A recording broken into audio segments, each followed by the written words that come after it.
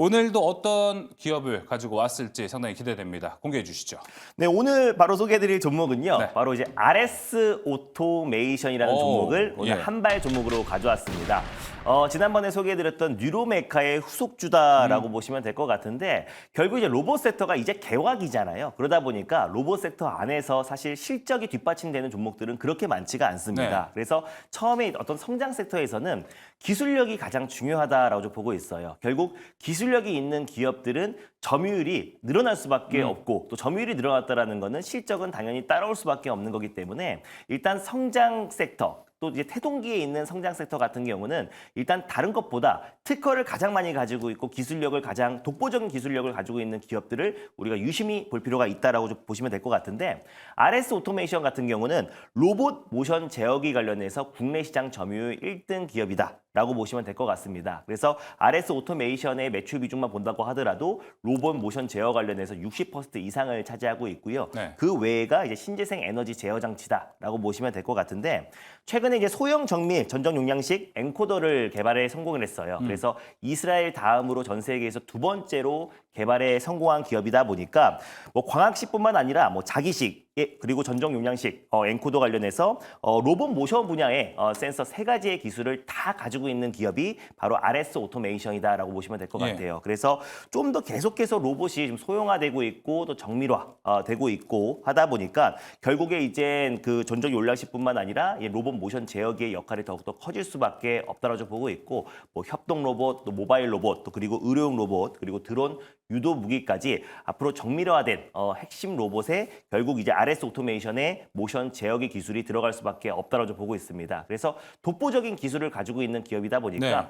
국내외 로봇 기업의 어떤 전략적 파트너십이라든지 지분 투자 가능성도 굉장히 높은 기업이다라고 좀 보고 있고요. 뭐 예전부터 이제 RS 오토메이션 같은 경우는 미국의 현지 법인을 또 설립을 하기도 했습니다. 그래서 스마트 팩토리 관련된 솔루션을 계속해서 숙지를 확대해 나가고 있는 기업이다 보니까 실적에 대한 어떤 가파른 성장성도 충분히 좀 기대가 되는 종목이다라고 보시면 될 것 같고 국내에서 이제 로봇 모션 제어기 관련해서 독보적인 기술력을 가지고 있는 기업이다라고 좀 판단돼서 한발 종목으로 가져와 봤습니다. 가격 전략 들어볼까요?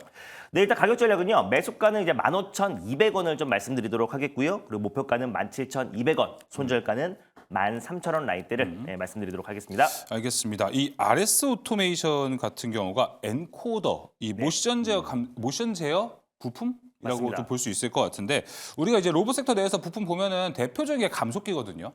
그래서 네. 이 감속기와 엔코더를 지금 봤을 때 사실 감속기는 이제 시장에 노출이 많이 됐잖아요. 네. 그러다 보니 엔코더는 좀 새로운 재료다 보니까 그만큼을 좀 우리가 기대할 수 있는 포지션 아닐까 싶은 생각이 맞습니다. 듭니다. 저도 신선도 측면에서 예. RS 오토메이션을 가져왔어요. SPG라든지 SBB 테크 같은 국내 이제 감속기 기업들은 다들 알고 계실 거고 그러니까요. RS 오토메이션이 상대적으로 이제 기술력과 독보적인 기술력을 가지고 있음에도 불구하고 주가 상승 탄력이 다른 기업들 대비해서 아직까지 좀 제한적이었던 부분들이 있기 때문에 결국에 로봇 산업이 성장을 하고 또 그리고 또 특히 스마트 팩토리 관련해서는 로봇 모션 제어 기술이 가장 핵심이다 보니까 RS 오토메이션을 우리가 좀 주목할 때가 됐다. 그래서 결국 뉴로메카가 또 최근에 증명을 했잖아요. 뉴로메카 같이 또 이제 푸드테크 쪽의 기술력을 가지고 있는 기업들은 결국 글로벌 많은 기업들에게 간택을 받을 가능성이 높다라고 말씀드렸던 것처럼 RS 오토메이션이 스마트 팩토리 시장의 어떤 본격적인 개화에 있어서도 충분히 좀 수혜를 받을 수 있을 거라 판단돼서 가져와 봤습니다. 네, 이 RS 오토메이션이 이 12월 18일에 엔코더가 시장에 처음으로 노출이 됐을 때 이때 급등하고 그 맞아요. 이후로는 좀 박스권 흐름을 가져가고 있기 때문에 이에 대한 상승 모멘텀 우리가 기대해봐도 좋을 네. 것 같습니다. 자, 그럼 이어서 김영민 매니저님, 이 RS 오토메이션을 가지고 같이 한번 또 VS 시간을 가져볼 텐데, 자 이번에 스마트 팩토리로 좀 묶어봤습니다. RS 오토메이션, T-로보틱스, 유일로보틱스 이렇게 종목들이 있는데 어디가 가장 괜찮은가요? 뭐 T-로보틱스가 어쨌든 지금 현재로는 수주가 이제 계속 좀 나오고 있고 최근에도 뭐 L그룹 쪽에서 뭐 대규모 또 그쵸. 투자가 좀 진행되는 과정에서 수주가 예상된다. 네. 뭐 이런 이제 얘기들이 좀 나오면서 주가가 이제 좀 들썩거리기도 했거든요. 그래서 결국은 이제 이 이송 로봇, 자율주행 이송 로봇, 물류 로봇 시장이 좀 커질 수밖에 없고 이게 결국은 이제 스마트 팩토리와 직접적인 이제 좀 연결이 좀 될 수밖에 없다라고 보여지거든요. 그래서 요 세 기업 중에서는 뭐 T-로보틱스를 탑픽 종목으로 이제 선정을 좀 해드릴 수 있을 것. 하나 더 이제 좀 추가를 하면 네. 유진 로봇이라고 하는 기업이 있어요. 유진 로봇이 원래 로봇 청소기 만드는 그쵸. 이제 기업이었는데 로봇 청소기 사업을 작년에 이제 아예 철수를 해버리고 예.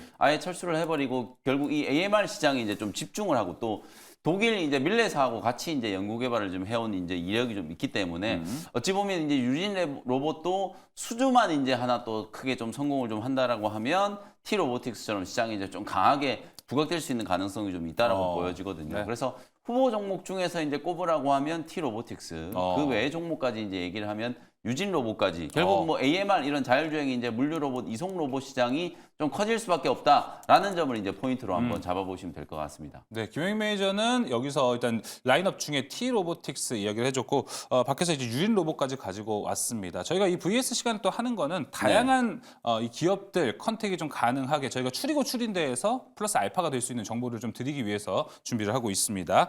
자, 그러면 이제 김영민 매니저의 한 발로 바로 네. 넘어가 보도록 하겠습니다. 오늘 우리 김준호 매니저님은 역시 이제 좀 진정성 있게 일관성 있는 종목을 좀 준비를 해오셨는데 네. 저는 일관성이 없는 네. 제약 바이오 종목을 좀 준비를 해왔어요. 오랜만이네요. 지난주 한 주 네. 한 번도 없었거든요. 맞습니다. 다만 이제 지난주에 JP모던 헬스케어 컨퍼런스가 이제 끝나자마자 약간 이제 세론이 되는 분위기고 우리 투자자분들도 약간은 이제 그 부분에 대해서 좀 우려를 하고 계신 분들이 있기 그러니까요. 때문에 제약바이오 업종 전체를 좀 리뷰를 해드릴 겸 오늘은 이제 또 대장주 또 주가도 좀 조정을 좀 받았기 때문에 네. 다시 한번 이제 소개를 좀 해드리려고 요 종목을 좀 준비를 해왔거든요. 유한양행이라는 종목을 네. 소개를 좀 해드리도록 하겠습니다. 뭐 우리 제약바이오 기업 투자하시는 분들이라면 유한양행 이제 모르시는 분은 없을 것 같고 그렇습니다. 작년에 이제 렉나자와 관련된 이슈가 이제 강하게 좀 부각되면서 투자자들을 그야말로 이제 울고 웃게 만들었다라고 이제 볼 수 있을 것 같거든요. 삼성과 관련된 이제 중간 결과가 이제 공개되기 전까지는 주가가 아주 좀 강하게 상승을 좀 하다가 공개되고 난 이후에 약간은 이제 좀 부침을 좀 겪고 있는 상황이에요. 다만 기업 가치는 올해 정말 좀 본격적으로 좀 성장할 수밖에 없는 구간이 아닌가라는 생각이 좀 들기 때문에 주가는 오히려 이제 빠져 있으나 올라갈 수 있는 모멘텀은 상당히 좀 풍부하다. 이렇게 이제 말씀을 좀 드리고 싶어요. 올해가 이제 렉나자의 이제 상업화의 그야말로 이제 원년이다. 작년 연말에 이제 존슨앤존슨에서 미국과 유럽에서 이 렉나자와 아미반타밥의 이제 병용 투여에 대한 이제 신약 승인 신청을 이제 해놓은 상태이기 때문에 빠르면 올해 이제 3분기 정도쯤 되면 시판이 이제 허가도 취득할 수 있지 않겠는가. 예. 이제 이런 기대감이 좀 나타나고 있고 특히 이제 작년 연말에 이제 그 1차 치료제 비소세포 폐암 1차 치료제로 보험 등재에 이제 성공을 하면서 올해부터 이제 본격적인 이제 급여 적응이 이제 가능한 상황이거든요. 작년 4분기까지는 유한양행이 이 렉나자를 무상으로 공급을 했었어요. 네. 처방을 받고 싶어하는 환자들한테는 이제 무상으로 공급을 했었는데 올해부터는 이제 본격적인 유료화. 다만 이제 유료화가 됐습니다만 환자의 입장에서는 상당히 좀 이제 좋은 부분이 방금 말씀드렸던 것이 이제 급여 적응이 좀 됐기 때문에 건강보험에 이제 등재가 됨으로 인해서 1차 치료제로 시장 이제 확대가 상당히 좀 빠르게 진행될 수 있는 가능성이 좀 높지 않겠는가. 그러면서 이제 또 자회사라고 할 수 있는 유한화학의 이제 증설 투자까지 이제 작년에 좀 진행을 했어요. 네. 저는 이 부분이 유한양행과 이제 존슨앤존슨이 그만큼 이 렉나자의 상업화 성공에 대해서 확신을 가지고 있구나. 물론 이제 유한화학에서 렉나자만 생산하는 건 아닙니다만 생산 설비의 이제 상당 부분을 이 렉나자 생산을 위한 이제 설비 투자로 이제 좀 추정이 좀 되고 있거든요. 그럼 유한양행 입장에서는 정말 이제 꼴 먹고 알 먹고인 거죠. 물론 이제 유한양행이 독자적으로 이제 연구 개발을 해가지고 신약 개발에 성공을 했다면 훨씬 더 좀 좋겠지만 존슨앤존슨이라고 하는 어마어마한 이제 빅파마와 이제 손을 잡고 폐암 이제 신약을 이제 개발을 하고 있는 상황이죠. 만약에 이제 최종적인 이제 시판 허가까지 된다라고 하면 본격적인 이제 생산을 해야 되는데 그 생산은 또 유한양행이 이제 자회사인 유한화학이 이제 추진을 하고 있는 거예요. 이게 그야말로 이제 CMO 역할까지 같이 하는 거고, 네. 그리고 이제 만약에 시판 허가까지 받게 되면 로열티와 이제 마일스톤이 이제 급격하게 유입될 거기 때문에 앞으로 한 2, 3년 동안에 유한양행이 현금 흐름 자체가 완전히 좀 달라질 수 있다라고 보여지거든요. 그런 측면에서 봤을 때는 지금 현재 이제 구간이 상당히 좀 저는 저렴한 가격에 또 거래가 좀 되고 있는 과정이 아닌가. 사실 뭐 올해 이제 한 2분기쯤 되면 작년에 이제 조금 이슈가 있었던 이제 중간 결과에 대한 이제 약간의 이제 업데이트가 이제 좀 될 거거든요. 아, 예. 그런 부분들까지 이제 공개가 되면 전체 생존 기간과 관련된 데이터까지 이제 공개가 좀 된다라고 하면 저는 이제 일부 투자자분들이 갖고 계시는 우려까지도 완전하게 이제 좀 불식될 수 있지 않겠는가 이런 생각을 좀 갖고 있기 때문에 오히려 조정을 좀 받은 지금 구간 6만 원 초반대가 매수 적기다. 이렇게 이제 말씀을 좀 드려보도록 하고요. 현재가 이제 6만 4천 원 정도를 매수 가격으로 이제 설정을 좀 해드리고 네. 한 번에 이제 이렇게 이제 하락하고 있는 종목 거래가 이제 좀 죽어 있는 상태에서 주가가 이제 뒤로 밀리고 있는 기업들은 여러분들이 이제 좀 기술적으로 공략 포인트는 한 번에 다 매수하는 것보다는 한 두세 번 정도 네. 혹은 서너 번 정도 나눠가지고 분할 매수한다라는 생각으로 한 6만 원에서 6만 3천 원 정도를 매수 밴드로 좀 잡고 분할 매수 관점으로 좀 대응을 하시면 저는 딱 좋다라는 생각이 좀 들고요. 1차 목표 가격은 7만 5천 원 정도 설정해드리고 네. 손절 가격은 5만 5천 원 정도 가격 전략 참고해 보시면 되겠습니다. 네, 유한양의 가격 전략 같이 확인 한번 해보시고요. 김영익 매니저도 유한양에 대해서 이야기를 해줄 때 유한양이 가지고 있는 부담감들이 지금 주가에 묻어 있는 것도 없지 않아 있거든요. 그래서 조금만 이 부분에 대해서 얘기를 해보자면은 다울투자에서도 4분기 영업이익이 그렇게 많이 나올 것 같지 않다. 맞아요. 69억 원 정도로 일단 추정을 하고 있고요. 렉나자 무상 공급에 대한 이야기 여러 가지도 많다 보니까 네. 최근 기관 수급을 보면은 기관 수급이 끌어올렸는데 기관이 물량을 많이 뺀 느낌이 좀 들더라고요. 맞아요. 아무래도 이제 4분기 실적 발표가 이제 좀 다가오다 보니까 삼성전자도 약간 이제 실적 발표 이후에 특히 기관 투자자들이 정말 좀 많이 매도를 좀 했잖아요. 저는 이제 뭐 기계적인 매도일 수도 있다라고 보지만 단순히 이제 4분기 실적만 놓고 본다라고 하면 유한양행은 컨센보다 이제 조금 하회할 수 있는 가능성이 있어요. 그게 이제 제가 방금 말씀드렸던 것처럼 4분기 때 렉라자를 우리 국내에서 무상으로 공급을 했단 말이에요. 그럼 이건 어쨌든 기업의 입장에서 봤을 때는 사실 영업 비용이 이제 더 많이 들어가는 부분이기 돈을 때문에 번 건 아니니까. 그렇죠. 실적에 있어서는 당연히 이제 좀 부정적인 영향을 미칠 수 있어요. 근데 우리가 보통 기업은 한치 앞을 보고 이제 투자를 하는 게 아니라 미래를 보고 이제 성장 가능성에 대한 부분을 보고 이제 투자를 하는 거잖아요. 국내에도 이제 이 비소세포 폐암에 이제 있으신 분들, 특히 이제 타그리소 이제 내성이 생기신 분들 같은 경우에는 1차 치료제 이제 대체제가 없었는데 이게 렉라자가 이제 대체제가 되기 때문에 렉라자를 처방받고자 하는 분들께 무상으로 이제 공급을 한 거거든요. 이게 얼마나 훌륭한 일이에요. 그래서 이거는 사실 일시적인 이제 실적 우려가 좀 있습니다만 칭찬을 받아 마땅한 일이다. 그리고 이제 올해부터는 제가 아까 방금 말씀드렸던 것처럼 본격적인 이제 급여 적용이 좀 되기 때문에 이런 부분들을 감안하면 올해 이제 실적이 상당히 좀 빠르게 좋아질 수 있는 거잖아요. 4분기 실적이야 어차피 이제 지나간 과거 데이터고 올해 이제 실적이 좋아지느냐 마느냐가 더 중요한 이슈라고 보여지기 때문에 오히려 올해 실적 개선에 대해서 좀 방점을 좀 두고 투자 포인트를 좀 잡아보시면 좋을 것 같습니다. 알겠습니다. 제가 앞서 말씀드린 뭐 영업이 컨센 하회 그리고 렉라자 무상 공급 이런 한치 앞에 있는 악재보다는 김영익 매니저가 방금 설명을 해준 좀 장기적으로 봤을 때 훨씬 이제 부담감이 덜해지는 주가 측면 이 부분 잘 한번 보시면 좋을 것 같습니다. 자, 그러면 이번에는 VS 시간으로 김영익 매니저님 한번 가보겠습니다. 자, 한미약품을 같은 좀 시총이 크기와 비슷한 곳에서 묶어봤고요. 삼성 바이오로직스는 한번 넣어봤고 셀트리온도 넣어봤습니다. 여기서 보면은 김영익 매니저가 한미약품, 셀트리온 모두 관심 기업으로 맞습니다. 좀 꼽아주지 않았나요? 네, 거의 제약바이오 종목들을 뭐 탈탈 털다시피 이제 이 시간을 통해서 많이 소개를 좀 해드렸는데 사실 이제 체급이 조금 달라요. 삼성 바이오로직스와 이제 셀트리온과 나머지 이제 유한양행과 한미약품은 이제 체급이 조금 다른데 어쨌든.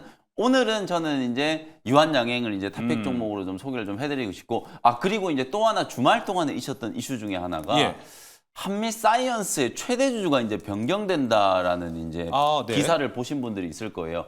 OCI 홀딩스하고 한미 사이언스가 지분 막교환을 통해 가지고 두 회사 이제 합병을 추진하고 이제 사명까지 이제 변경된다. 이런 이제 뉴스가 좀 나왔었거든요.